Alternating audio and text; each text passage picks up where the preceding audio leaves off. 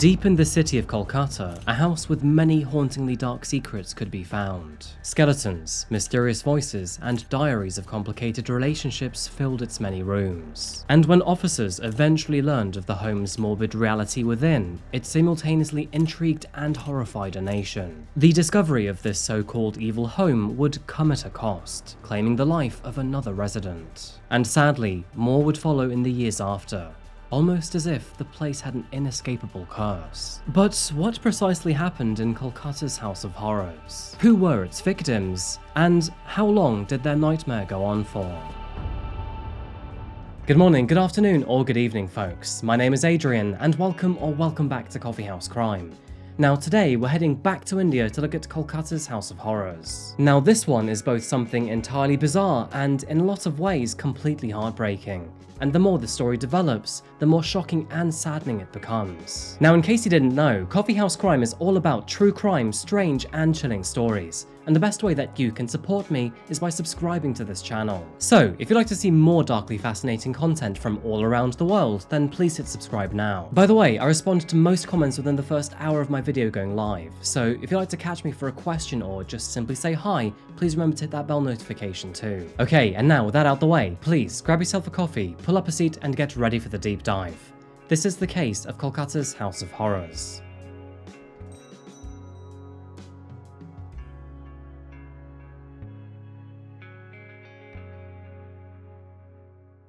Namaste folks, our case today takes us to the beautiful land of India, and with this case taking us to the eastern tip of the country, I should say Namaskar. There are literally thousands of interesting facts I could say about India, and even then would only be scratching the surface, so let's focus on a few of the most interesting aspects. As the title of today's video would suggest, we're here to focus on the bustling city of Kolkata. Affectionately known as the City of Joy, it's the third largest metropolitan settlement in India, with Bengali being one of the two primary spoken languages. Famous for its impressive colonial and religious structures, sprawling city parks, and expansive transport system, it is well equipped with delicious street food and many green spaces to enjoy the intense Indian sun. Interesting fact, but out of more than 600 cities around the world, Kolkata is worryingly ranked 7th in a global assessment of natural disaster risk. This includes the possibility of earthquakes, storms, storm surges, tsunamis, and river floods. And shockingly, Kolkata has 18 million residents at risk of death by these disasters. Life here is fast-paced. It can be chaotic with its busy streets, expansive apartment buildings, and massive crowds of people at every single turn. However, you can find the occasional sanctuary away from the hustle and bustle of the city. And let me tell you, that very much was the case for the house and family living at number 3 Robinson Street. Nestled amongst winding streets and trees in what is known to be a more upmarket area of Kolkata, the house was large, painted bright red, and hosted a very unique family.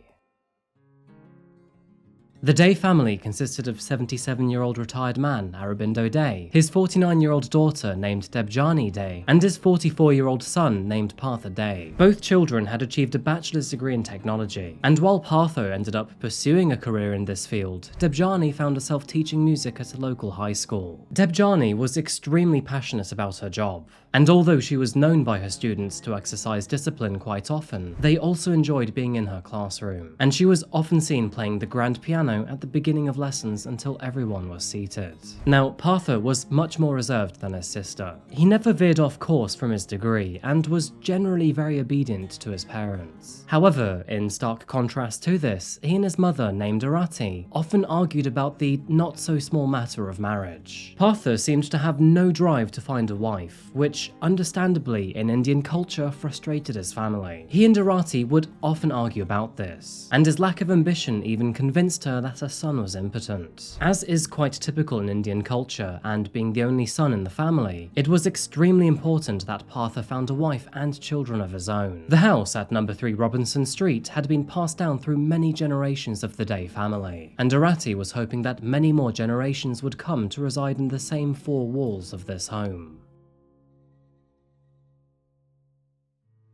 So, a bit of background on the house. Aurobindo and his wife moved here in 1989. and although they shared a wall with his brother who lived next door, their relationship could only be described as rocky and troubled. So despite being less than a stone's throw away from each other, the two families actually rarely spoke at all. After 16 years of living in the house, Aurobindo's wife Arati tragically passed away in the year 2005.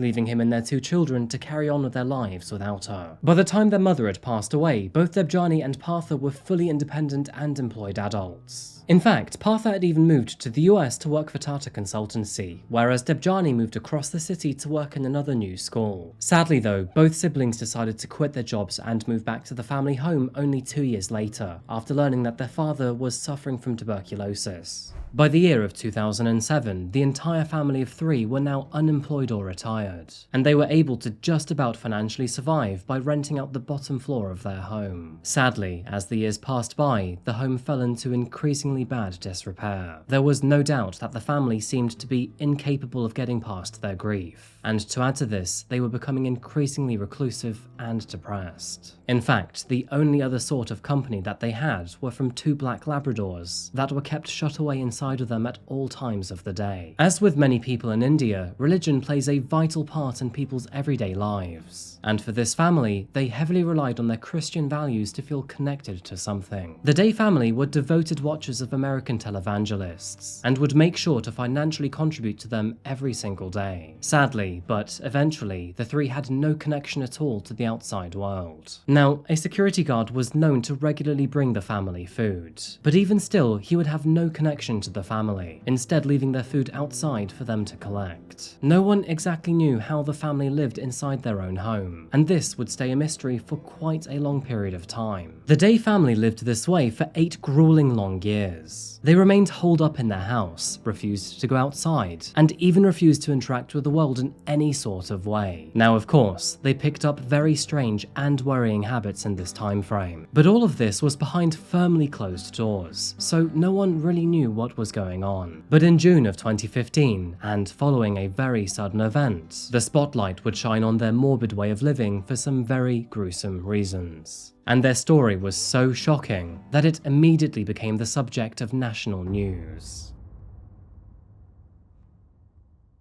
It was on the afternoon of June the 11th, 2015, that Kolkata Police Department received numerous calls about a strange plume of smoke coming from Robinson Street. Now, it is fairly normal to see smoke coming from neighbourhoods of Indian cities, be it from a street vendor, restaurant, or even garbage disposal. But with the smoke coming out from the window of a residential apartment, this was unusual. Responding officers were met with 44-year-old Partha Day, who allowed them to enter the property. Though, concerningly, he was unaware of the smoke billowing out from his own home, which initially struck the officers as strange. After entering the property, it became obvious to officers that the house was both well lived in and not lived in at all, because although the entire place was cluttered, a layer of dust covered many areas. A low, droning voice could be heard from every single room of the house, coming from a speaker system that played the voice of a televangelist at a rather low volume. Their obvious obsession with religion spread to the rest of the home too, because officers found more than 20,000 spiritual books stacked throughout the apartment. Despite these strange details, their concern was not with the apartment itself, but with the source of the smoke. And after narrowing it down, they realized it was coming from the bathroom of the large first-floor apartment. Upon trying to open the door, they learned that it was locked from the inside,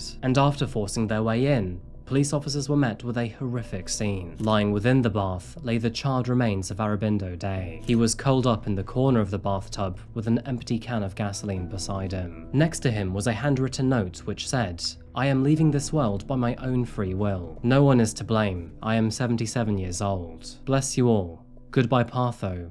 Love you, love you." There was no sign or evidence of foul play at the scene, and after a thorough examination, the handwriting was confirmed to be that of Aurobindo Day. Interestingly enough, he only spoke about his son and not his daughter Debjani. Partho was devastated at the discovery of his father, not even aware of his father's decision to die until it was all too late. The event was concluded as a sad tragedy of a man who wanted to leave the world on his own terms and not his body's. Aurobindo's body was removed in a large black coffin, and with Partha being so upset by the events, a routine welfare check was scheduled.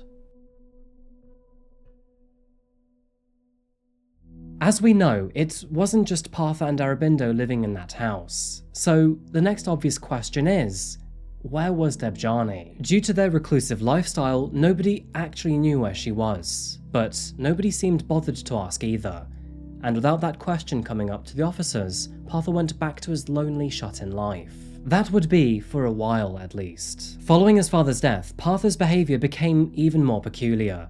He would try to avoid all contact with the police, limit them to the front room, and hide in his bedroom for many hours at a time, most especially the evenings. Eventually, the authorities thought that he was acting so erratically that they deemed him to be a danger to himself and brought him in for questioning and support. While down at the police station, a chief officer confronted him. He asked Partha what the shiftiness was for, and after asking Partha to talk to him like a brother, he finally got something out of him. Partha softly said, "I may have committed something that may be a crime in the eyes of the law, but I did it because I loved my sister and my dogs, and I couldn't let them go." Of course, anyone hearing this would be concerned.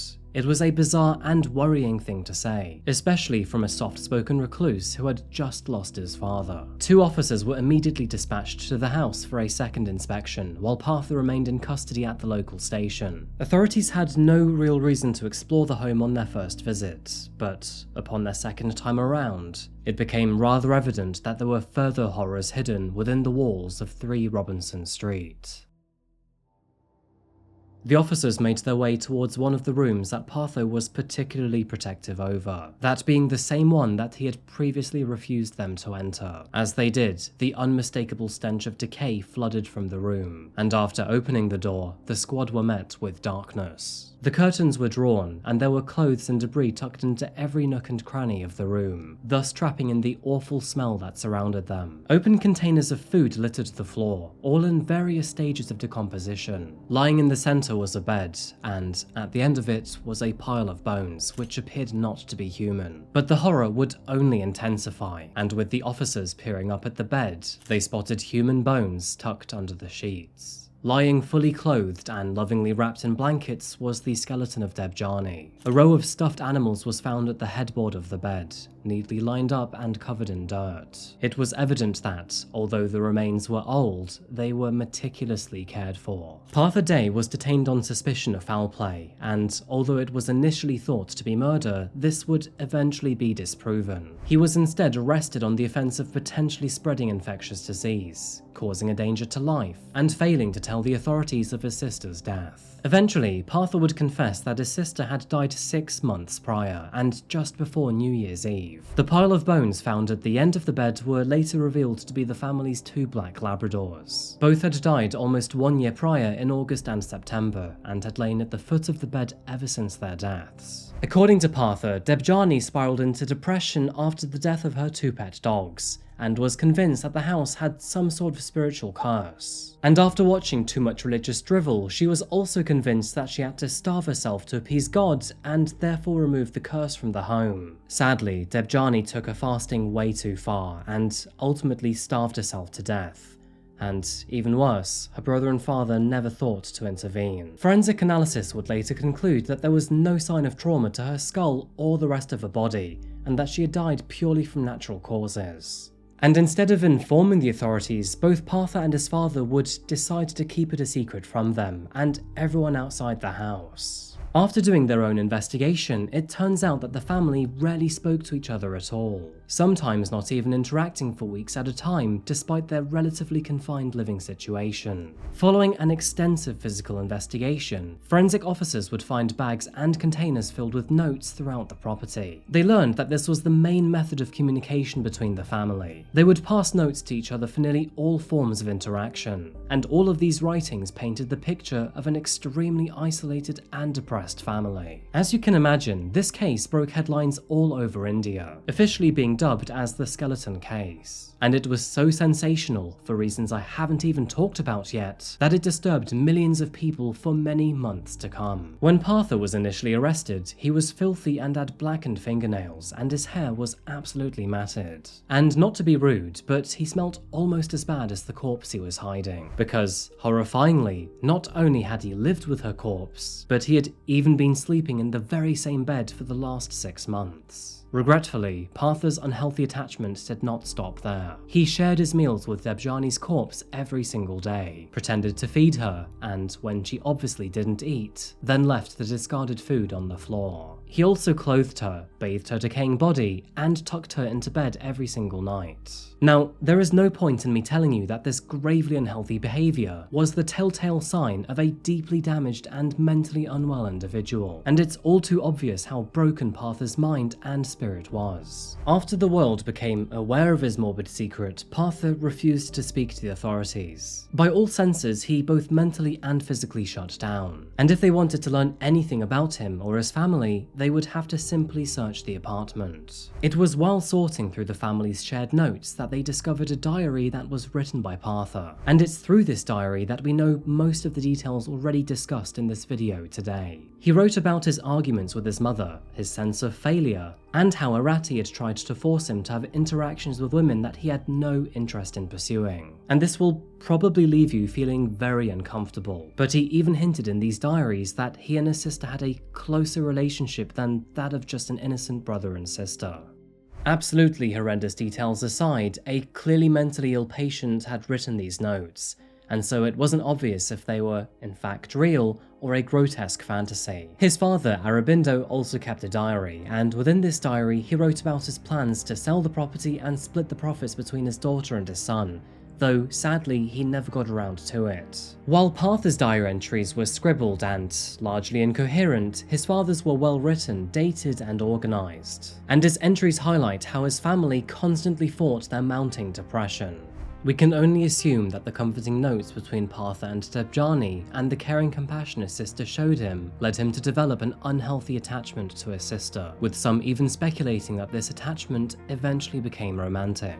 Partha was a frustrated, lonely recluse whose mental health was steadily deteriorating, and he attached himself to the only form of comfort and female affection in his life. And all this time, his extended family, who lived in an attached apartment, had no idea that, on the other side of the wall, the body of their deceased niece was sharing a bed with their living nephew.